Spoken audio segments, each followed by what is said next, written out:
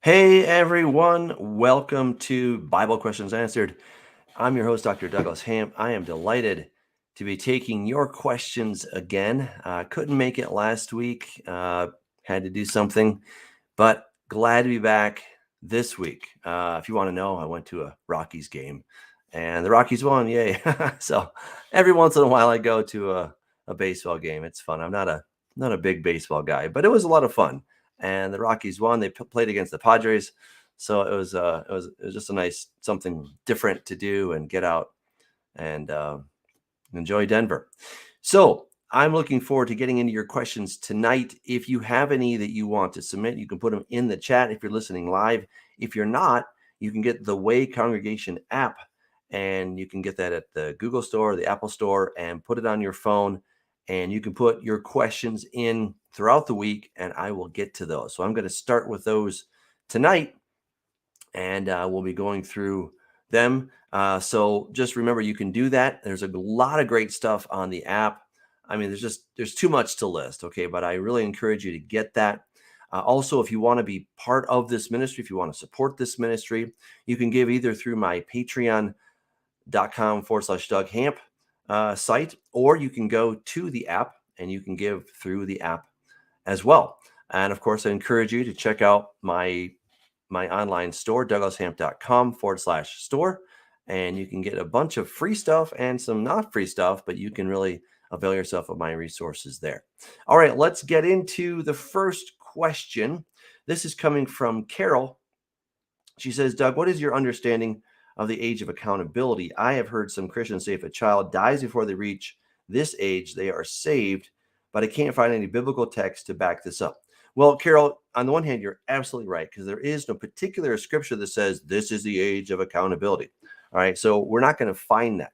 However, when we take a look through scripture, what we do find is that the age 20 is a pretty significant age, right? I'm going to just do a really quick survey to give you guys some understanding of this. Okay, so Exodus 30, and everyone included among those who are numbered from 20 years old and above shall give an offering to the Lord.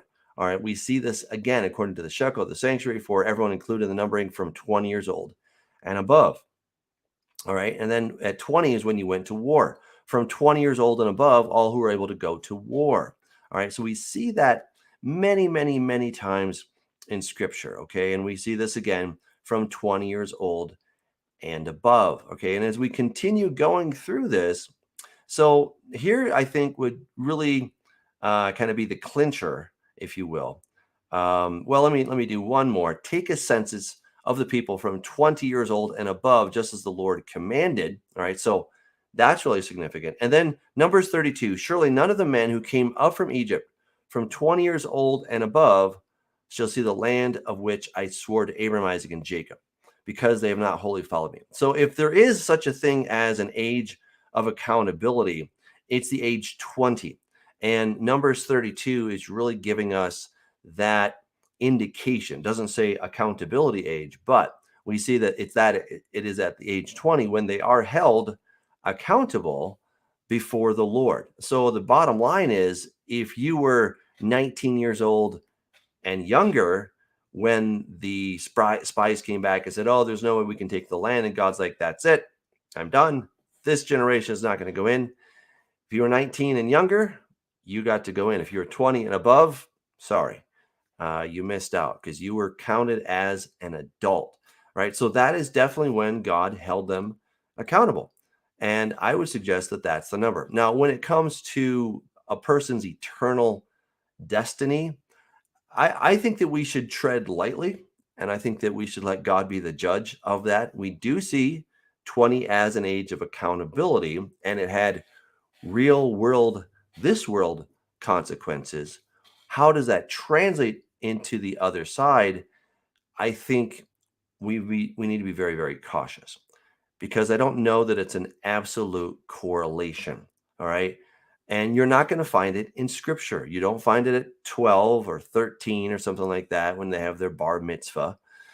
We don't see that. All right. So we do see people being held accountable in this life. I would suggest that 20 is definitely some type of a cutoff age. So I don't think that we should encourage people to be little hellions until they turn 20, but we do definitely see something when they're held accountable at age 20. All right. Thank you, Carol. Good question. This is from Iris. Where would you fit Revelation 17:14 in the order of the events or the end time events timeline? All right. Revelation 17:14. Let's take a look at that. Revelation 17:14. Let me get rid of this really quick. Okay. Okay, so let's go back just a little bit. The 10 horns which you saw are 10 kings who have received no kingdom as yet, but they receive authority for 1 hour as kings of the beast. These are of one mind, and they will give their power and authority to the beast.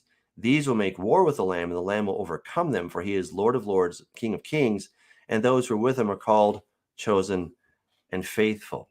All right, so these 10 horns, right? We find them also in the book of Revelation, or actually the book of Daniel. It's in the book of Revelation. So we find them in the book of Daniel.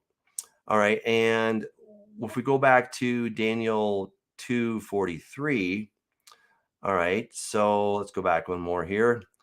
Okay, whereas you saw the feet and toes partly of potter's clay and partly of iron, the kingdom shall be divided to the strength of the iron shall be in it, just as you saw the iron mixed with ceramic clay. And as the toes of the feet were partly of iron and partly of clay, so the kingdom shall be partly strong and partly fragile. Well, how many toes do you have?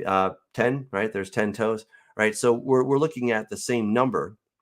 And then we see something very interesting. As you saw iron mixed with ceramic clay, they, right, that's a key word there, they will mingle with the seed of men, but will not adhere to one another, just as iron does not mix with clay. And in the days of these kings, all right, so we had the word they is defined as these kings. All right, see that? These kings are the same as they. Usually, we have something starting with the actual noun, which would be these kings. But in this case, it just says you're starting with they, and then it's later defined these kings. So these kings and they are the same, which is the same as the 10 kings that we find in Revelation 17:14.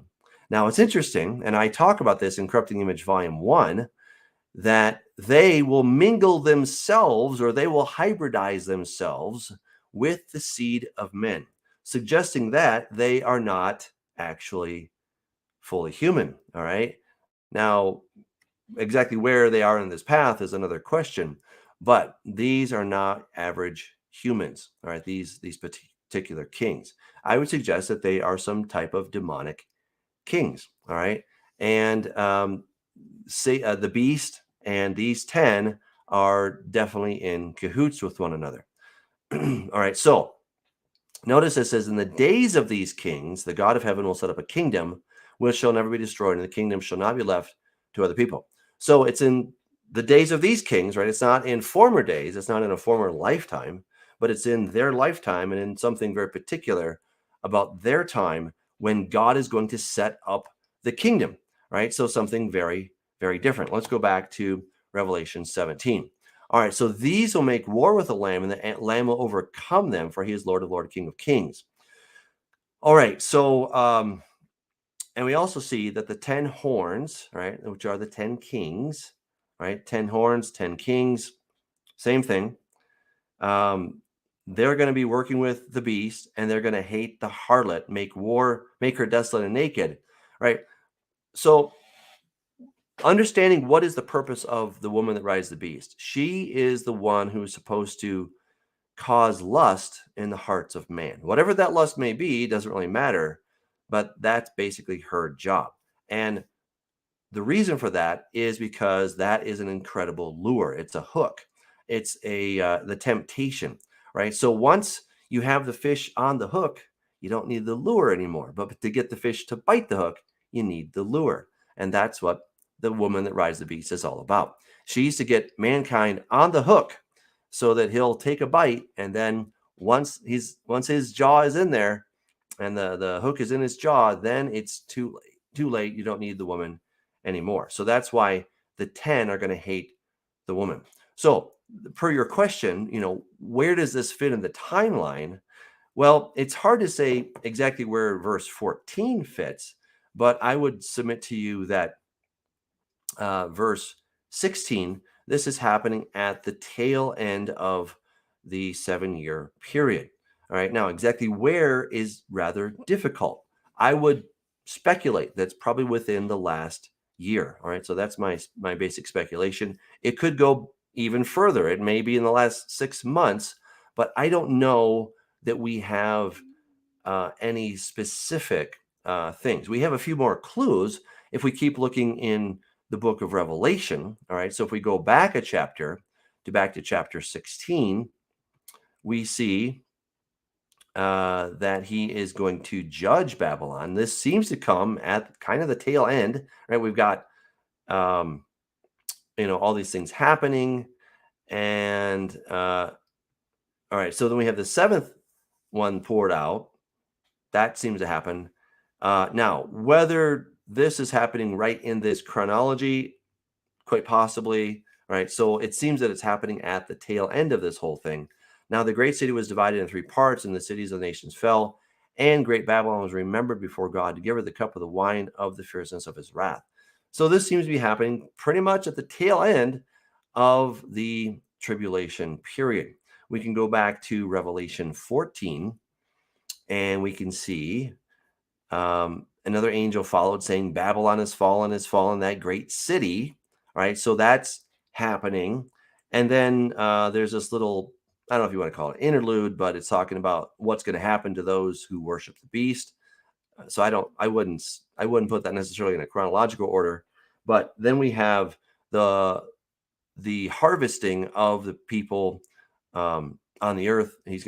Jesus is going to cast in his sickle, which I would suggest is none other than the Battle of Armageddon, right? And we see that this wine press is going to be trampled outside the city. Blood comes out of the out of the wine press up to the horse's bridle, right? So this is a lot of blood. This is the Battle of Armageddon, and Babylon is judged just, a little bit before that. Exactly, how much, it's hard to say. But it's not too far from the end of the tribulation. So that would be my basic understanding of how that's all coming together. All right, very good. Let's get to our next question. Also from Iris. Thank you, Iris. Really do love your questions. In Acts 2:36, Peter mentions the whole house of Israel who crucified Jesus. I thought it was the leadership of Judah who rejected Jesus. All right, of course, that's a great question. Let's go to Acts 2:36. Take a look at that. All right. So Acts 2:36. Therefore, let all the house of Israel know assuredly that God has made this Jesus, whom you crucified, both Lord and Christ. Now, when they heard this, they were cut to the heart and said to Peter and the rest of the apostles, men and brethren, what shall we do? All right. Who are we talking about? All right. Let's go back to the beginning here to just get a little better sense. When the day of Pentecost had fully come, they were all with one accord in one place, and suddenly we got all this stuff happening, right? And there were dwelling in Jerusalem Jews, devout men from every nation under heaven. All right, so that's just a basic synopsis of this chapter. But when it talks about all Israel, right? So I know this is a little bit confusing, Iris. I totally get it, because I wish sometimes the nomenclature a little bit different, but that's what we have. So we have the house of Israel. That's the 10 tribes. We've got the house of Judah, right? That's the 2 tribes, or maybe 3. All right. Then we have where sometimes he refers to all 12 tribes as Jacob, and sometimes it refers to all the 12 tribes as all the house of Israel. So when it says all the house of Israel, then it's talking about everybody. And I would suggest that when he's talking about all the house of Israel, let's go back to our text there in Acts 2:36. All right, so Acts 2:36. So therefore, let all the house of Israel know assuredly that God has made this Jesus, whom you crucified, Lord and Christ.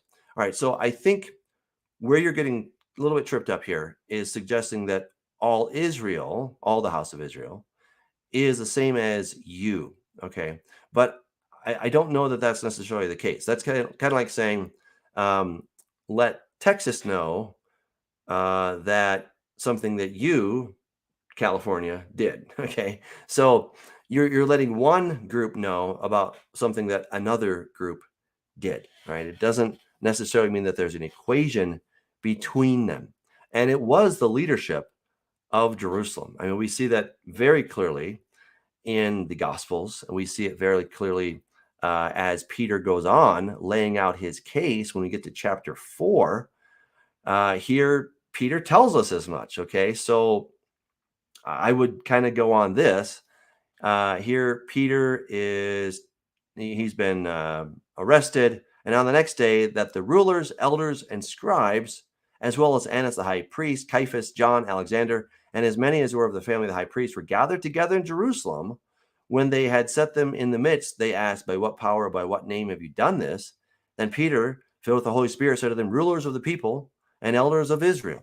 So another thing to understand here is that the leadership of Jerusalem, while they're to some degree distinct from the people of Israel, obviously they're part of it, right? And that would include both houses, right? So they very much have a spiritual and leadership role that they are playing, even though the 10 tribes are not there at the moment, but they still have that authority.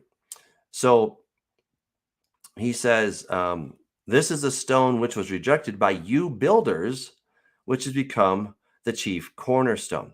All right, so Peter goes on to, really lay it at their feet. You, the leadership, right? We just saw that, rulers of the people and elders of Israel.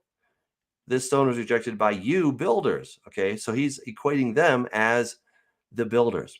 So what I would suggest is that in Acts 2:36, he's saying, let all Israel know, let all the house, right? So let both the house of Israel and the house of Judah know that it was by Jesus Christ, whom you, specifically the leadership, crucified, right? That God has done this amazing thing. Okay. And he's made him both Lord and Christ. All right. So, all right. I think that's good. I wish I could, see your face if I made a good impression or not, but I can't. All right. This is from Lavina. She says, when Moses said, let every man put his sword on his side and let every man kill his brother, every man his companion, and every man his neighbor, in Exodus 32:27, did it include killing one's son's children who may have been worshiping other gods? She says, I think I found the answers in verse 29. So let's take a look at that passage. Exodus 32:27 through 29. And he said to them, thus says the Lord God of Israel, let every man put on his sword on his side and go in and out from entrance to entrance throughout the camp, and let every man kill his brother, every man his companion, and every man his neighbor. So the Levites did. Consecrate yourselves today to the Lord, that he may bestow on you a blessing, for every man is opposed his son and his brother. Yeah. This is unfortunate reality, right? That justice requires people to be impartial, right? And sometimes that means even coming against your family. Now, you want to be careful that you don't become a vigilante, right? That's not our job to become vigilantes. Our job is to act lawfully, right? And do what God's law is telling us to do, right? So we need to definitely keep that in mind. But there are times when you're acting under the auspices of the law that you'll have to make some tough choices, right? And we're told in Deuteronomy 13, right? If a false prophet comes in among you, you're not supposed to show any pity for this one. It doesn't matter if he's near of kin or he's a good neighbor or whatever. This guy has transgressed and he needs to be taken out. All right. Same thing if you have an unruly adult child, right, who is acting like a glutton and a drunk, and you've tried talking with this young man, with your son. You and your wife have both talked with this child, and he continues in his unruly behavior. Then you would take him to the elders of the city. Then they would give him a trial, and then there could be a stoning, right? So there was a consequence if a person continued in unlawful, ungodly behavior. All right, so that's what we see here, and the Levites were the ones who carried it out. So that's what's going on. All right, another question from Iris. Are the 10 horns kings in Daniel 7 the same that John saw? The ones John saw had no kingdom yet, but will give their power to the beast in the future. In Daniel, it said that the 10 horns represent the 10 divided Roman Empire, which was already fulfilled? Question mark. Well, I touched on that already, Iris, to suggest that the 10 horns and the 10 toes are exactly the same. All right. So I think they're absolutely the same. Now, it's interesting that these particular 10 do not have a kingdom as yet. That's rather interesting. Okay. Because we know by looking at Daniel chapter 10 that an angel comes to visit Daniel and he is confronted. He's stood up, if you will, by the king of, or the prince of Persia, right? Who obviously has a kingdom, right? And then he says, I have to go out and they're going to fight against the prince of Greece, right? So that guy has a kingdom. So there are 10 demonic entities that don't have a kingdom yet. What I would imagine is that what's going to happen is that there is going to be some type of kingdom that has not yet been created. And it's presumably going to be created under the leadership of the beast. It's probably the division of the world into 10 different districts. And each demon, just like the prince of Greece or the prince of Persia had their respective territories, these 10 are going to have 1/10 of the world. Each one of them will have 1/10 of the world under their control, and they're going to come together with the beast. All right. So that is probably why they don't have a kingdom yet, because that kingdom does not yet exist. Right. It would have been anachronous, or yeah, anachronous. That's the word. To yeah. Okay. I'm trying to think of the right word, but that's the right word, right? It's out of time to suggest that there could have been a prince, a demonic prince of Great Britain back in Daniel's day, right? Clearly there wasn't, right? There was the land, yes, the geography was there, but the kingdom of Britain did not yet exist. And so, that would have then changed titles as time went on. Okay. Fantastic. Love your questions. Let's go to Tanzi. Can you explain Matthew 20, 25 through 28 to me, please? How do I serve? Absolutely. So Matthew 20, let's take a look at that. Matthew 20, 25. But Jesus called them to himself and said, you know that the rulers of the Gentiles lord it over them, and those who are great exercise authority over them. Yet it shall not be so among you, but whoever desires to become great among you, let him be your servant, and whoever desires to be first among you, let him be your slave. Just as the Son of Man did not come to be served, but to serve and to give his life a ransom for many. Well, Tanzi, that is really at the heart of the kingdom of God. We can really summarize God's kingdom and Satan's kingdom with just two words. God's kingdom, selfless. Satan's kingdom, self. All right. So Satan's kingdom is all about me, myself, and I. It's about how do I look out for numero uno, number one? How do I aggrandize myself? How do I enrich myself? How do I make sure that I get my share, my lion's share of the pie? All right. That's basically what is going on in Satan's kingdom. And that is all derived from a scarcity mentality, that there's not enough to go around and I have to take from you to make sure that I get enough. Whereas in God's kingdom, because God is the eternal giver, he loves to give, and he's always creating more things, or, supplying more, if you want to say that way. He has no end to his supply, right? In Satan's kingdom, there is a there's a water source. What's the word I'm looking for? Of just a pond of stale water. All right. That he needs to make sure he gets it, right? Because if he doesn't have it, if I don't get it, then you're going to get it, and then we're not going to have enough. A cistern, right? A cistern with only so much water in it, where God is a river. It's just always flowing. There's always more water, right? And you don't need to hoard it because there's more river coming down, right? There's just more and more and more river, never ending river. That's the difference between the two kingdoms. And so Jesus came not to take and to put people under his thumb, but to give, right? And if we are followers of Yeshua, then we should also have that same mindset that was in Christ, that we would come to be servants, because we know that God will supply our every need. And we do not need to fear, though it is so easy to fear, right? Because fear just gets into our brains and it starts to tell us, the sky's falling, the sky's falling.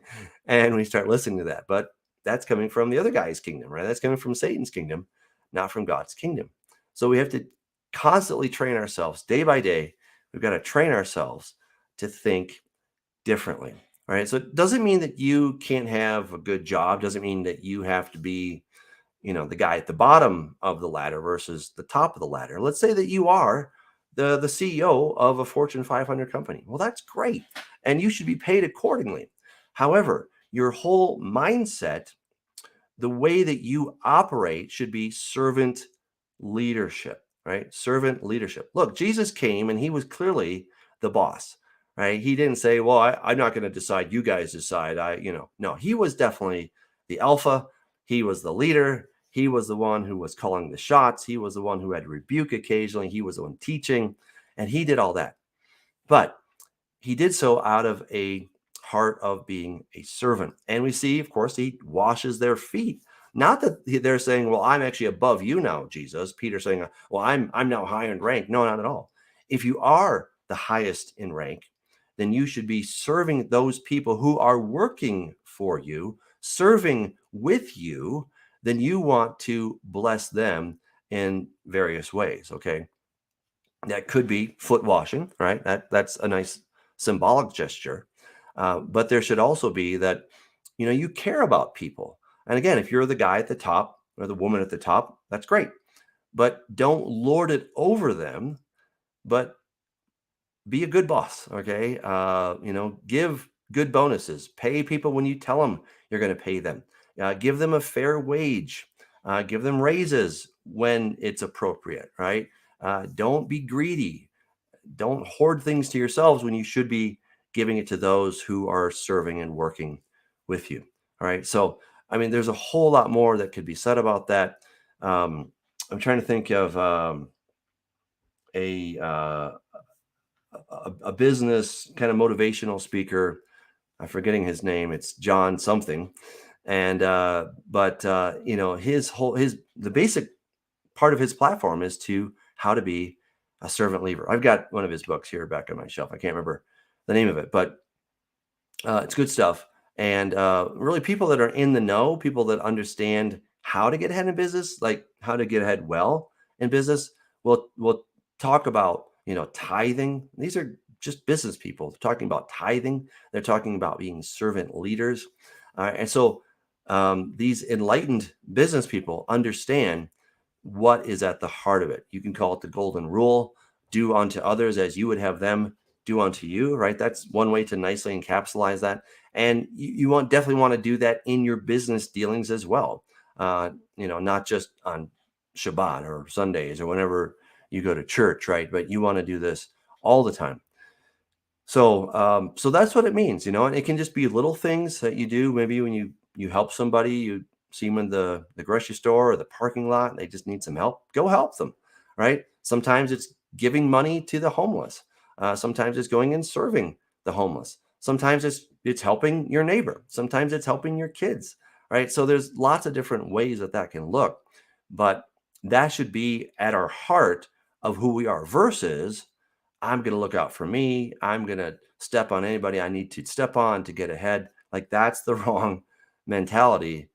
We don't want to carry that by any stretch of the imagination. All right. Thank you. This is from Maryland. Why was it wrong for David to take a census according to Chronicles 21? All right. That's a fantastic question. And I want to go, let's see, was it Numbers? Oh, no, Exodus. Hold on. I got it pulled up.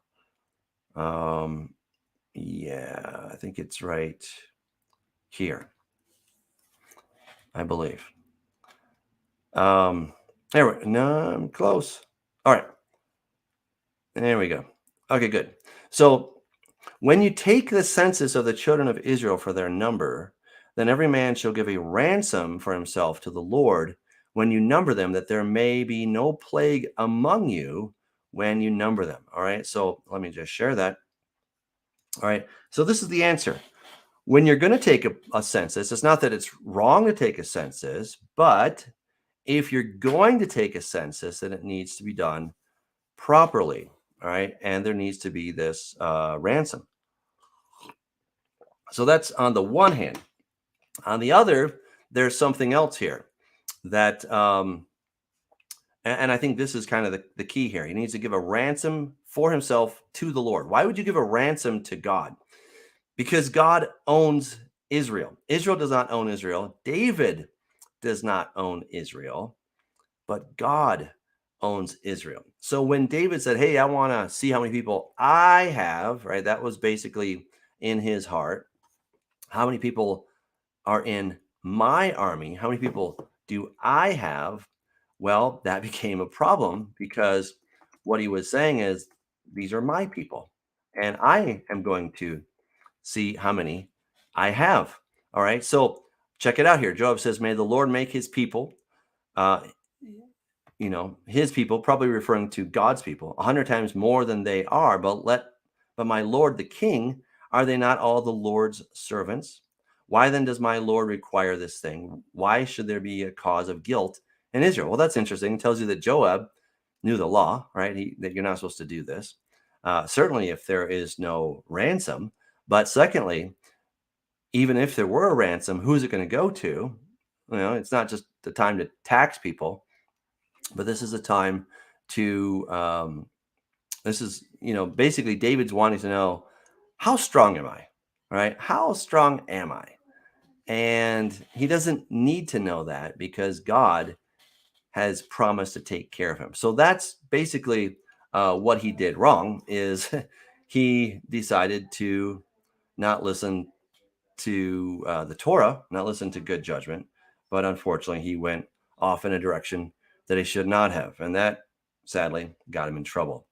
All right. Thank you. Another question here.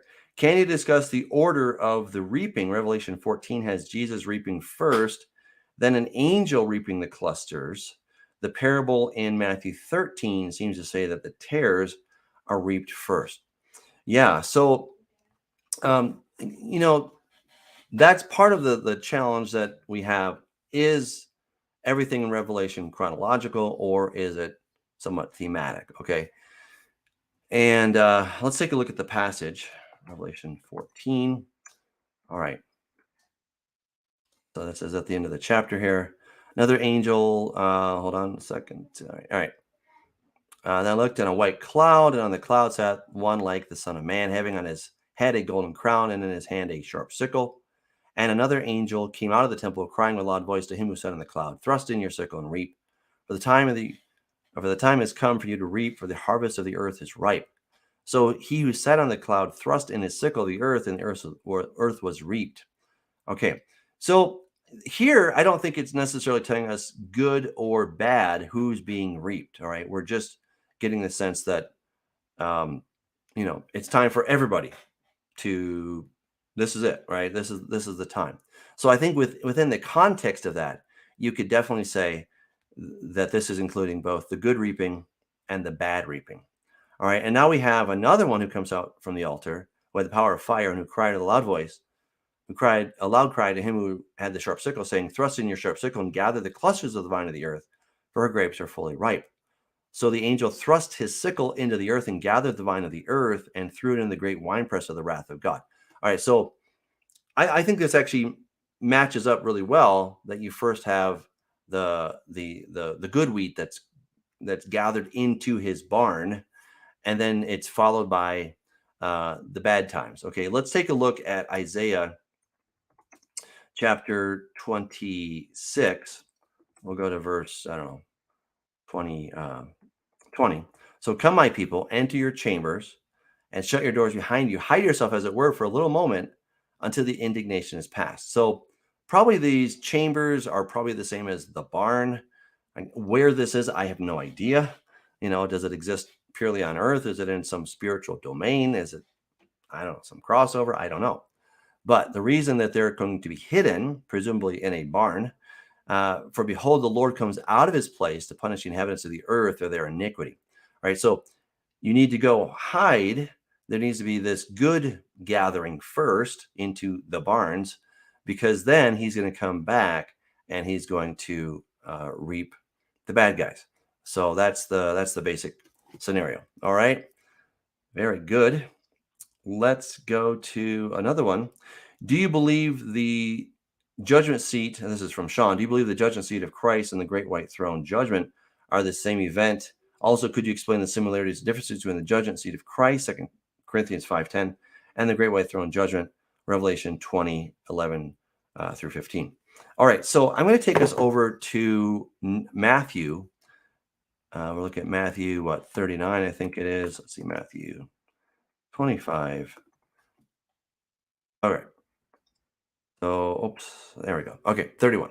When the Son of Man comes in his glory and all the holy angels with him, then he will sit on the throne of his glory. All the nations will be gathered before him, and he will separate them one from another as a shepherd divides his sheep from the goats. Okay, you guys, I think, know the story. The good ones, come on in, right?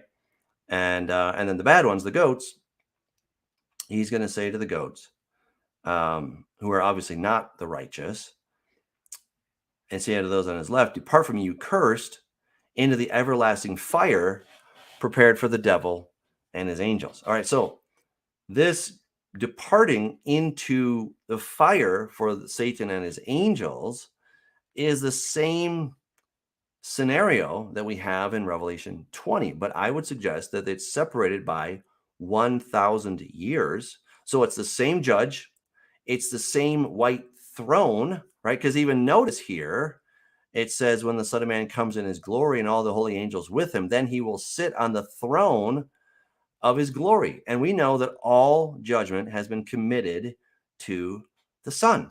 All right. So in Numbers chapter 20, looking at verse 11, and I saw a great white throne and him who sat on it, from whose face the earth and heaven fled away, and there was no place, and there was found no place for them. Okay, so this is the same person who's on the throne. All right, and what's really interesting about this right here, who is the one who sat on it?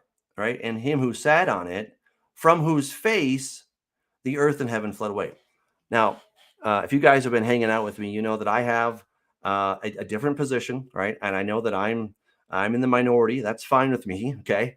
And you can take it or leave it, all right? But my theory is that the new heavens and earth come about at the beginning of the millennium, not at the end. And this is one of the reasons that I would suggest it, because when do heaven and earth flee away? Well, if you just read this in the English, like a lot of people read it, you think that at this moment, after the 1,000 years are over, that this is when the earth and the heaven flee away. But that is not the case. And I'm going to show you when the heavens flee away. Okay, so let's go to Revelation chapter 6.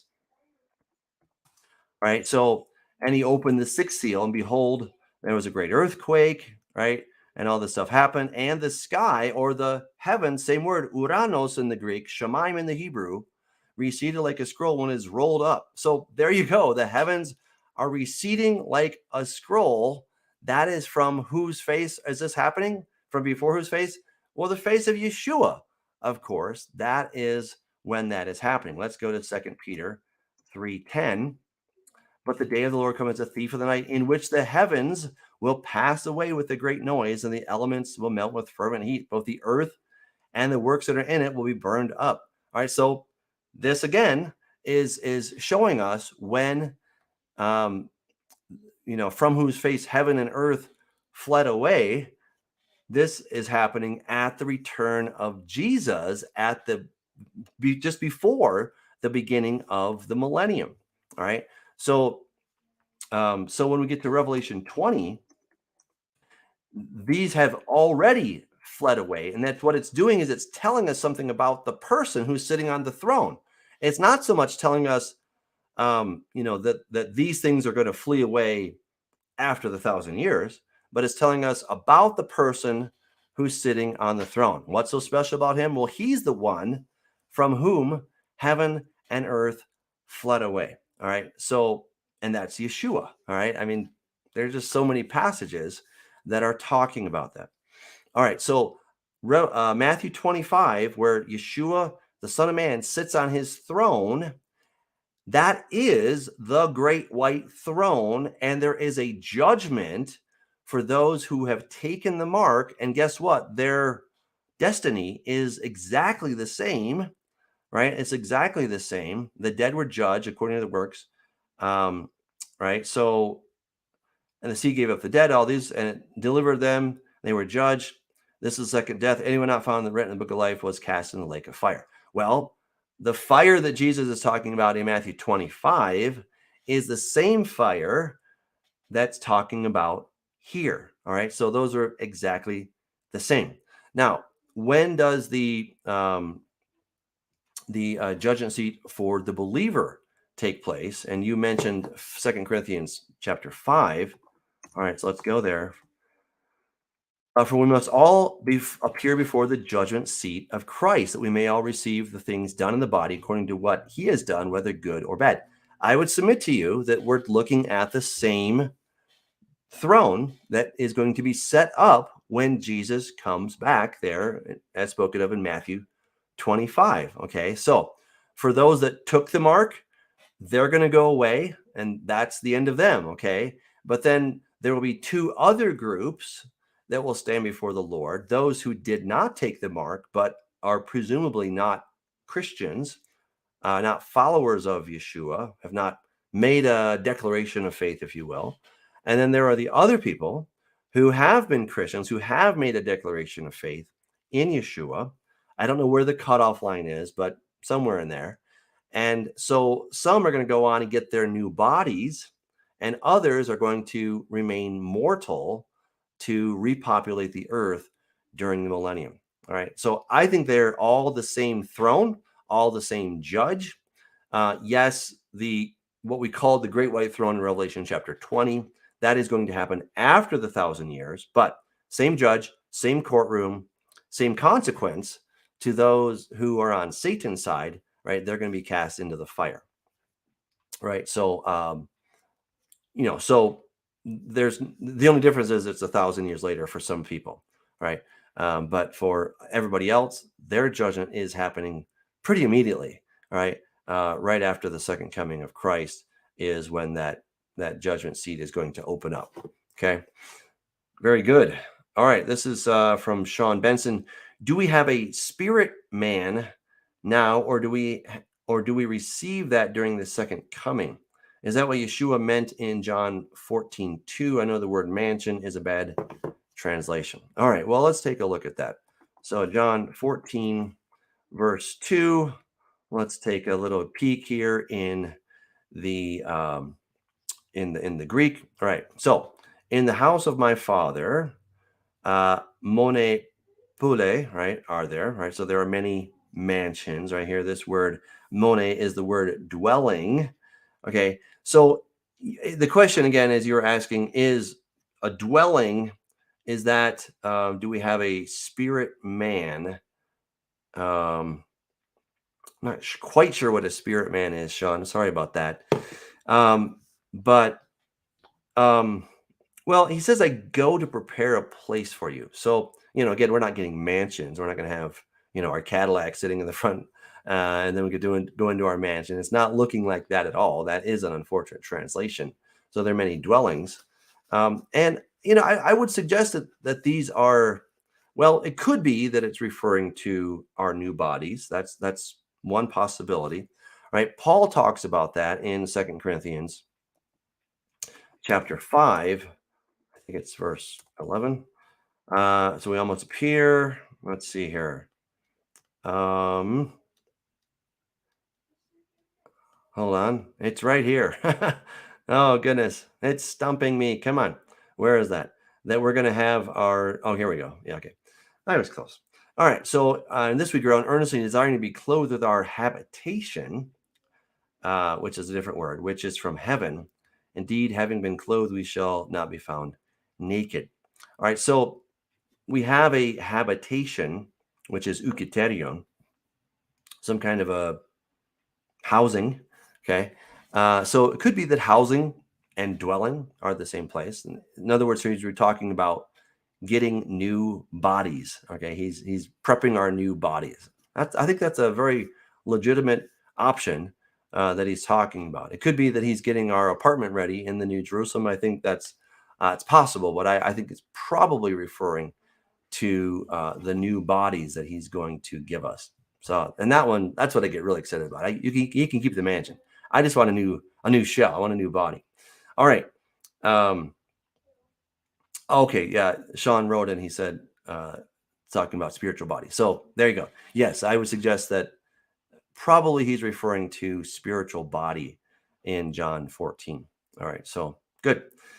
Jonathan asks in Revelation 19, what day of the month did Israel arrive at Sinai? Popular translations suggest Israel arrived at Sinai the 15th day because Passover is the 14th, and they left the day after. Is there anything in the Hebrew to suggest the third month, third day? The phrase on the same day is what's in question. Thanks. Okay, let's take a look at Exodus 19, and we'll, of course, pull up the Hebrew. All right. So it's in the third month. All right. So we've got month one, it's over 30 days plus 30 days, that's 60. And then we're into the third month. All right. So that puts us at the time of Shavuot. All right. Now, what day of the week did it happen on? A Monday, Tuesday, Wednesday, Thursday? That I don't know. Okay. I don't know exactly which day of the week. But insofar as the calendar, yes, I think you're on the right track, Jonathan. That right. So they were on the 15th day of Nisan. That's going to take us into the third month after that, which is when we come to Pentecost or Shavuot. All right. Now I have a graphic somewhere. It's on my website where I show this. I don't know where I have it right now. Let's see. Maybe I can pull that up really quick. Maybe I found something. Hold on. Let's see if I can give you guys this graphic, because that really does help to explain it. It saves a lot of time. And now my computer is thinking about opening instead of just opening. Come on, open up the document. Well, it doesn't want to play nicely, so we'll have to just move on. But in any event, yeah, I would suggest that, again, I don't know the exact day of the week, but I would definitely suggest that we're talking about the time of Shavuot or Pentecost. All right. Okay. So those are all the questions there. Let me get to some questions here in the comments. I got just a few more minutes, so let's see if we can do this. All right. So this is from Average Joe 44, who says, is baptism by water absolutely necessary to live eternally with God, or is it just symbolic? Well, yeah, I mean, this one is fraught with danger on every side when you're talking about this.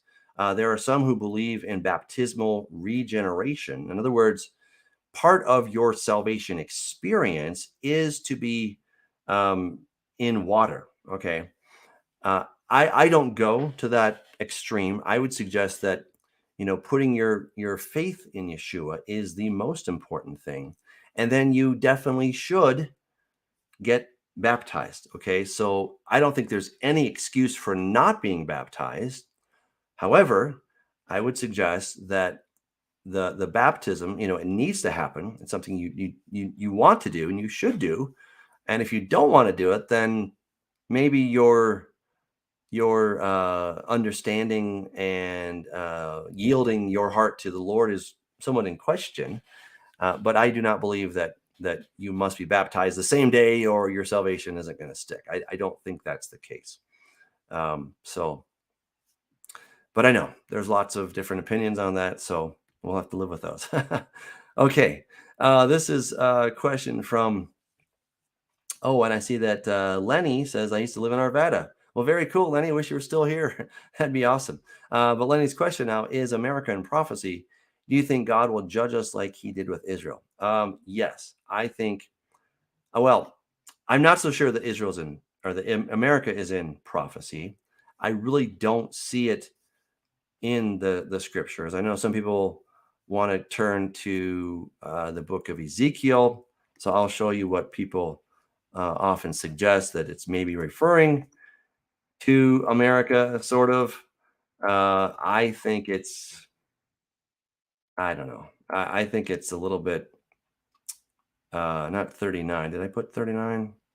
Goodness, I did. Let's go to 38. There we go. Okay, so we have all this stuff happening, these different places, Gomer and all its troops. All right, and these people, are you coming in to, take booty and all this different stuff, right? So Sheba, Dedan, the merchants of Tarshish, that's definitely Spain, and all their young lions will say. So some people said, well, the young lions is probably a reference to America and maybe Canada or England. Could it be? Sure, it could be. I think you could probably fit a lot of people into the definition of young lions, but because it's ambiguous, I think it's unwise to say, well, young lions must refer to America. I just don't see that. But it could, so it's you can't say that it's not possible, because that's really hard to prove a negative. So it is possible. I just don't think that it's very explicit at all. Okay, so if you're going to make the argument, you have a lot to prove, and I don't see where we get that in Scripture. Now, the other question: do you think God will judge us like He did with Israel? Yes, if He was willing to judge Israel, the apple of His eye, then He will most certainly judge us as well. God will judge every nation that continues to go against Him sooner or later. Okay, so I think when we start mixing our Christian, and we start having Christian nationalism, we start mixing our Christianity with our national identity. I think it's a very dangerous mixture, and I would encourage people to not do that. Right, so I hear about churches that have take your gun, your AR-15 to church day. I think that's ridiculous. Okay. This, so much of our patriotism is kind of a little bit idolatrous, right? God shed His grace on us. And look, I think God did put a lot of grace on our country. So I'm very grateful, right? I'm happy to be an American. However, I would urge us to be careful that we don't idolize this country, right? Because God does not have a special blessing or some special covenant with America. And even if He did, if He was willing to bring in the Babylonians and the Assyrians to judge His covenant people, yes, He will most definitely do the same. So we don't have any special protexia from the Lord in that regard. What a man sows, a man will reap. What a nation sows, a nation will reap, right? And that is an absolute law. So if we can deceive ourselves, but God is not mocked, right? What a nation sows, a nation will reap. And there may be a longer fuse, but eventually he takes care of that. All right, this is from Kirby. Where all the people Israel slayed in Joshua Nephilim, was Rahab a Nephilim? Well, I don't think that Rahab was a Nephilim. So probably not all the people that they slayed were Nephilim. When it comes down to the individual level, we do not have any statistics to tell us, what percentage of these people were Nephilim. However, we do know that on a very general sense, there were a lot of Nephilim in the area. So I won't go through all the proofs, but if you want to check it out, you can check out Corrupting the Image Volume 1, Corrupting the Image Volume 2. I go into a lot of detail explaining how the Amorites, the Nephilim, the Zamzumites, right, and others, the Amim, another name for them, these are names that were given to the Nephilim, right, the Rephaim, etc. So they were all over the place when Joshua came into the land. So there were a lot, but certainly not all of them. Rahab was not a Nephilim. All right, very good. This is a question from Nathan. Shalom, Doug. I do have a question. Is there a difference between cantors and singers? And is this a role exclusive to Levites? I may be getting their roles mixed up. Thank you. Um, well, I mean, a cantor, it just means to sing, right? So a singer and a cantor are technically the same word. Now, how it's used in Judaism, a cantor is more than just a guy that can sing a tune, right? This is a guy who has trained. He knows the cantillation marks in the Hebrew text, right? I've taken a stab at that a few times, and I don't know. Well, I don't know how well I did. I'll let you guys be the judge. But it was tough, right? It's difficult to do it well. Okay, I think I did it very mediocre, but to do it well is a whole nother level. Okay, and I'm not even there. All right. So, all right, and the little bit I did learn, it came with fair amount of training, and I did it mediocre on a mediocre level. So to really do that is a beautiful skill, and whether that's exclusive to the Levite, I don't know. God never said only the Levites can sing, but we do know that David put Levites in charge of singing, and that was one of the roles that they took on under the auspices of David, who is not God, right? So that seems to be more of a clerical decision that he was making versus a spiritual decision. All right. Um, I mean, David sang, right? Like a lot. He sang a lot, and he clearly wasn't a Levite. So to suggest that only a Levite could sing or can be a cantor, I really don't see that spelled out in Scripture. I think that would be something that's tradition. Um, yeah, I don't think there's any biblical proof that only a Levite can be a cantor. For one, we don't see the term cantor in the Torah. Two, David created, this role of the singers in the temple for the priests. And three, he did a lot of singing, a lot, right? I mean, look at the book of Psalms, right? That's at least half of that is David. So I think it would be hard pressed to suggest that only Levites can do that. Very good. Let's see, I think this is a question. I got to read this here. Carl Tester channel is one of the channels that teach historical interpretation of prophecy, which is all lost, all non-Catholics teach us. Okay, I'm not sure what to think about that. All right, let's go to the next one. I can explain most of Paul's misunderstood teachings on Torah, but struggling with Galatians 3:19. Your take. All right, Galatians 3:19. Galatians. What purpose then does the law serve? It was added because of transgressions till the seed should come to whom the promise was made, and it was appointed through angels by the hand of a mediator. All right, let's go on. Is the law then against the promises of God? Certainly not. For if there had been a law given which could have given life, truly righteousness would have been by the law. But the scriptures confined all under sin, that the promise of faith in Jesus Christ might be given to those who believe. Okay, so let's see here. Where should we start with this? Just trying to think. Let's take a look at Genesis. Let's see here. Genesis 25, verse 6. All right.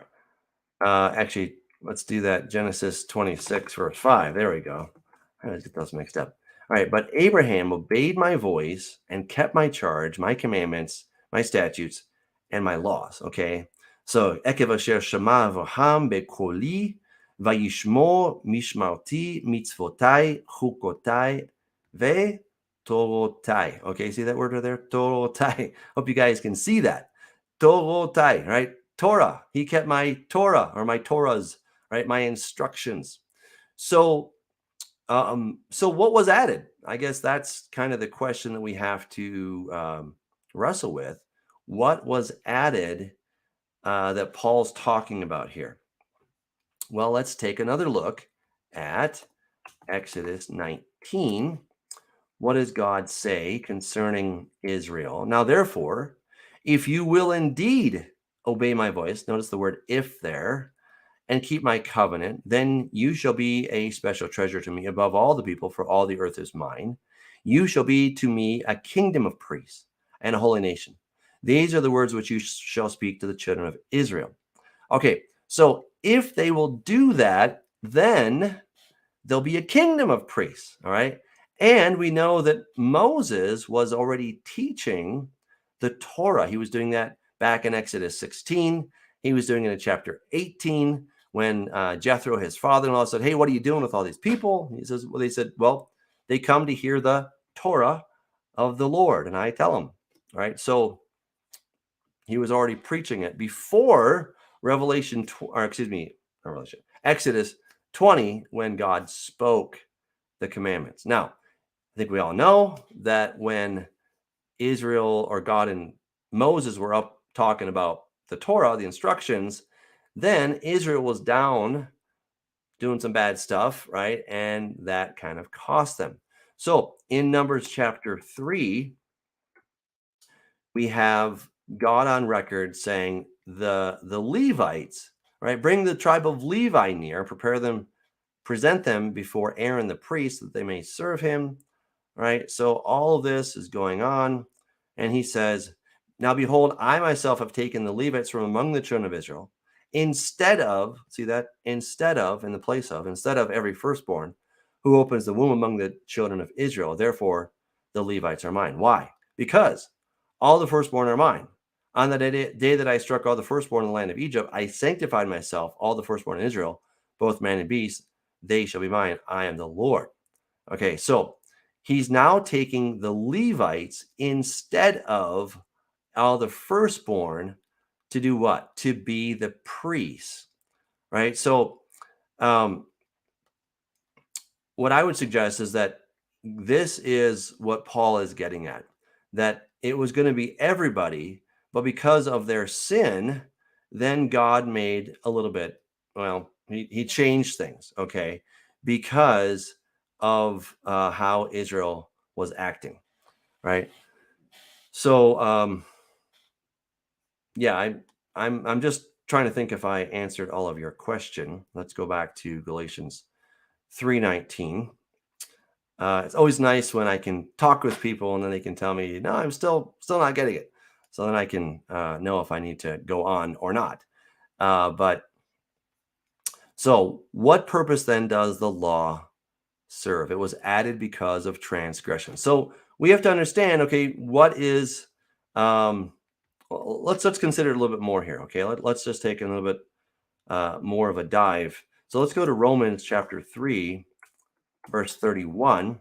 I think that will help us a little bit to understand Paul.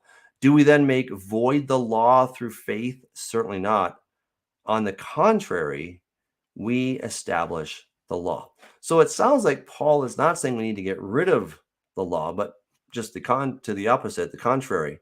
We're going to establish the law. And the whole writing down of the law was made necessary because it wasn't in people's hearts. And that's where he always wanted it to be. He always talked about circumcise your heart, right? Write it on your heart. That's where he wanted the Torah to be. And because they didn't do that, then he spoke it and he wrote it down because they still weren't getting it. So I think somewhere in there, Paul is suggesting that the law was added, that the writing, the externalization of the law, the recording of the law, right? Remember, Abraham already had the law, but it was not written down, obviously. And so then it needed to be written down so that they could refer to it because of transgression. They were not doing what God said to do. So finally, God's like, okay, I'm going to write these rules down so you guys can see them. Absolutely. All right. Hope I got it. I hope so. All right. Thank you, David. Let's see here. Let's see if I get enough or if I get another question here. Okay. So this is from David. Does the way the recently found curse tablet writes the name God give weight to Yahweh? I've always agreed with Nehemiah Gordon's Yehovah, but is this evidence contrary? Thanks again. Well, that's an interesting question, David. The thing though is that we have Yud He Vav He 6,820 some times in the scripture. So, I just don't think that we could suggest that that's the wrong name. I think that's overwhelmingly the full spelling. Now we do have things like Yah. We even have abbreviations Yahoo, and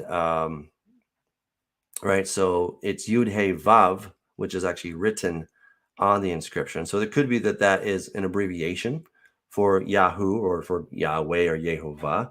I'm of the persuasion also, like Nehemiah, that Yehovah is the correct pronunciation, but we do see variations on that theme. So it's possible that that they were writing out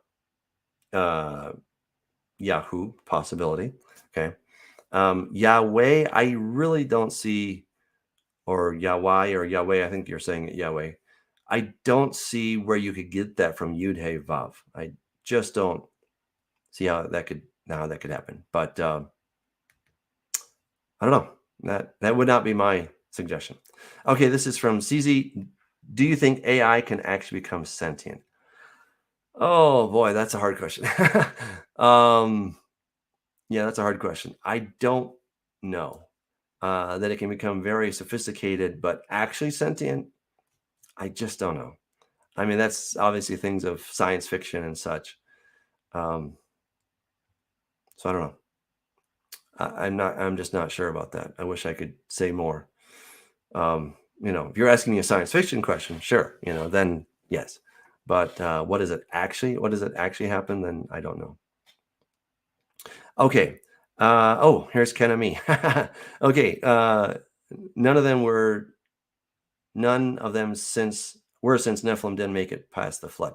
Well, Ken and I have definitely gone back and forth on this question a few times. So appreciate you being here, Ken. Ask me a question and I'll give you my answer. But I do believe that that the word Nephilim, as somebody as CZ is saying about Numbers 13:33. Well, so everybody can kind of appreciate this. I'll give you my take, and of course, you can always hang out with Ken and me, and you can get his take. He's an excellent scholar. So let's take a look at this. All right, so let's look at the Hebrew. All right, so they're going to the land. It's the land that devours its people, etc. Okay, Vishamu et Hanephilim. All right, so here it is. We saw, who did we see? We saw, sorry. All right, so here, what are these guys saying? We saw Vishamu et Ha-Nephilim. We saw the Nephilim. I don't know. To me, that seems like an open and closed case.